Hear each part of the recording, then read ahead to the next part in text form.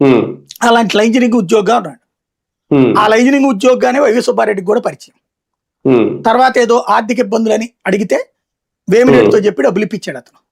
ఉమ్, అతని పిఏ అంటే డిజిగ్నేషనెడ్ గా ఉంటాడుగా, అవును. డిజిగ్నేషన్ ఉంది అతనికి పిఏ ఉమ్, లేదే.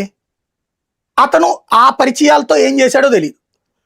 అవును. అప్పుడు అసలు కేసు అక్కడ చూడండి ఎంత లాజిక్ ఉందో.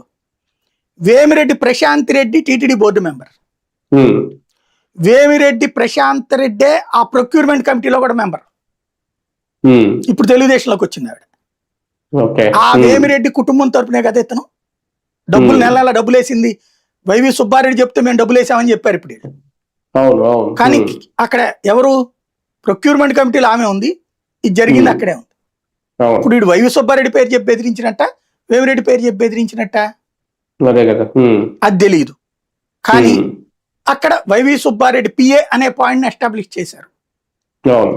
ఓకే గుడ్, అదైనా సరే వైవి సుబ్బారెడ్డి మీద మరి సుప్రీంకోర్టులో వేశాడు ఆయన పిటిషన్ సిబిఐ దర్యాప్తు చేయమని. అవును. ఆ రోజు సిబిఐ ఏమడిగింది, సుప్రీంకోర్టు ఏమడిగింది, నీ దగ్గర ఏం ఆధారం ఉందని అడిగింది. ఉమ్, అంటే లడ్డూకి ఇదే నెయ్యి వచ్చిందండి మేము టెస్ట్ చేసామన్నారు. అవును. ఆ రిపోర్ట్ ఇవ్వండి అన్నారు.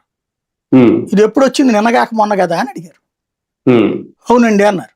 మరి అప్పుడు గతంలో లడ్డూలో కలిపారని ఎవరు ధృవీకరించారని అడిగారు.